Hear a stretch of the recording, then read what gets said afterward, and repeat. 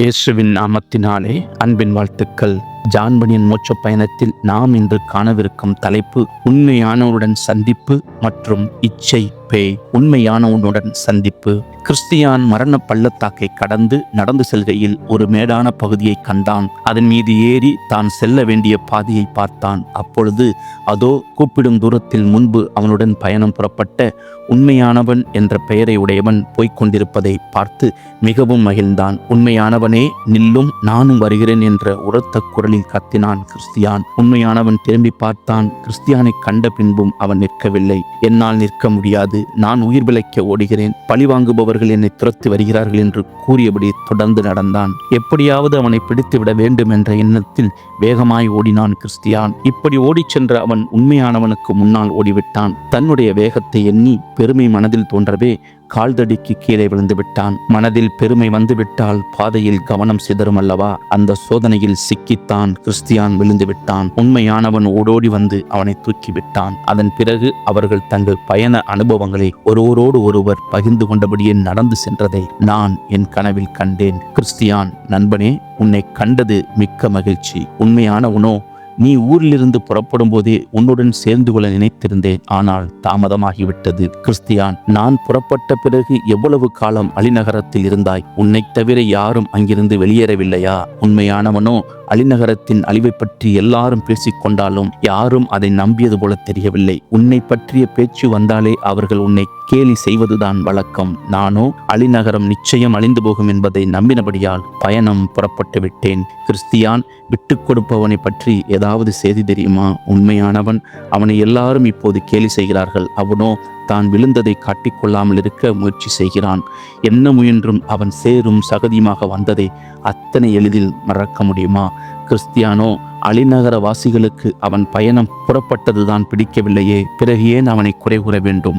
நீ புறப்படும் முன் அவனை பார்த்து பேசியிருக்க கூடாதா என்று கேட்டார். உண்மையானவனோ, எங்கே அவனை கண்டு பேசுவது? ஒருமுறை தெருவில் அவனை கண்டேன். நேரில் சந்திக்க வைக்கப்பட்டு பக்கத்து சந்து வழியாக நுழைந்து விட்டான். அவனோடு பேசவே எனக்கு வாய்ப்பு கிடைக்கவில்லையே என்றான். அதற்கு கிறிஸ்தியான், அது போகட்டும், உனது பயணத்தின் அநேக சோதனைகள் வந்திருக்குமே, அவற்றை சொல் என்றான். உண்மையானவனோ, நீ நம்பிக்கை இழப்பு என்ற குழியில் விழுந்து விட்டாய் அல்லவா? நானோ அதை பத்திரமாய் கடந்து விட்டேன். ஆனால் ஒரு பேராபத்து நேரிட்டது. அது இச்சை பேய். இச்சை கண்ணி என்னை திசை திருப்பும் என்றாள். கிறிஸ்தியானோ, அவள் வீசும் மலையிலிருந்து நீ தப்பிவிட்டால் அதை போன்ற மகிழ்ச்சி வேறு எதுவுமே கிடையாது. யோசேப்பை பிடிக்கவும் அவள் வலைவிரித்தாளே, நல்ல வேளை, அவரை போல நீயும் தப்பிவிட்டாயே. உண்மையானவனோ, அவள் வாய் ஜாலக்காரி. என்னென்ன நயமான வார்த்தைகளை பேசினால் தெரியுமா? நானோ திரும்பி பார்க்காமல் வந்துவிட்டேன். அதற்கு கிறிஸ்தியானோ, பின்னர் வேறு எவரும் உன்னை வழிபறிக்கவில்லையா?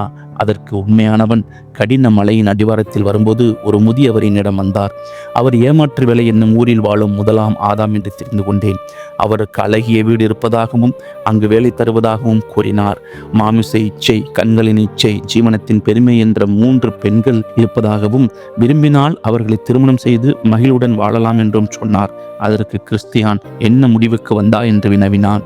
அதற்கு உண்மையானவனோ, அவர் பேசுவதெல்லாம் நல்லது போல தோன்றினபடியால் அவரோடு போகலாம் என்று தான் நினைத்தேன்.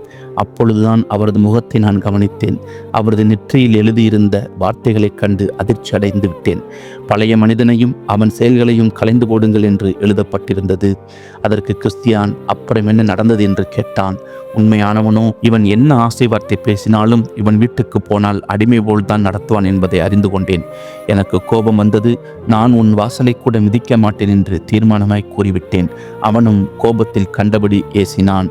உன் ஆத்மா மீட்கப்படாதபடி உன் பாதையில் ஒரு ஆளை அனுப்புகிறேன், பார் என்று சவால் விட்டான். நான் தீர்மானமாய் திரும்பிவிட்டேன். அவன் என் மாம்சத்தை பிடித்து இழுத்தான். எப்படியோ அவனிடமிருந்து தப்பிவிட்டேன். நிர்பந்தமான மனிதன் நான் என்ற புலம்பலுடன் கடின மலையின் மேல் ஏறினேன். அதற்கு கிறிஸ்தியான், அப்புறம் என்ன நடந்தது என்று கேட்டான்.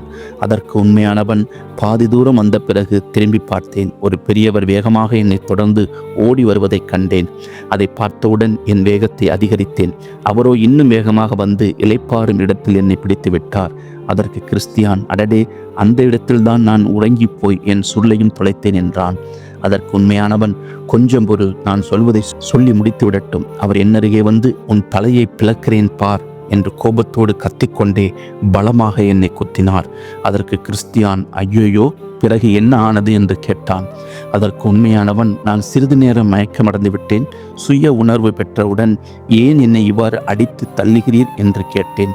நீ உன் இல்லத்தில் முதல் ஆதாமுடன் நெருக்கம் கொண்டாயல்லவா, அதனால்தான் என்று கூறி அவர் மறுபடியும் என்னை குத்தி வீழ்த்தினார். நான் மறைத்தவனைப் போல் வீழ்ந்து கிடந்தேன். இந்த முறை சுய நினைவு பெற அதிக நேரமாயிற்று.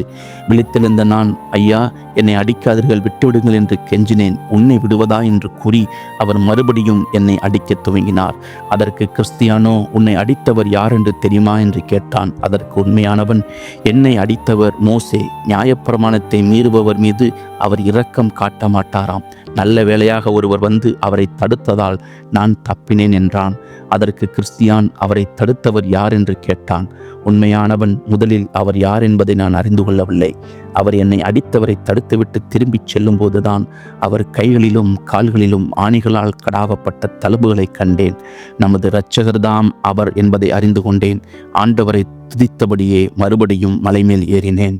மாம்சத்தினாலே பலவீனமாயிருந்த நியாயப்பிரமாணம் செய்யக்கூடாததை தேவனே செய்யும்படிக்கு தம்முடைய குமாரனை பாவ மாம்சத்தின் சாயலாகவும் பாவத்தை போக்கும் பலியாகவும் அனுப்பி மாம்சத்திலே பாவத்தை ஆக்கினைக்குள்ளாக தீர்த்தார் என்று ரோமர் 8:3 சொல்லுகிறது. இன்னும் மோட்ச பயணத்தில் நாங்கள் இணைந்திருக்கிறது போல நீங்களும் எங்களோடு கூட இணைந்திருங்கள். தேவ நாமம் மகிமைப்படுவதாக. கர்த்தர் தாமே உங்களை ஆசீர்வதிப்பாராக. ஆமேன்.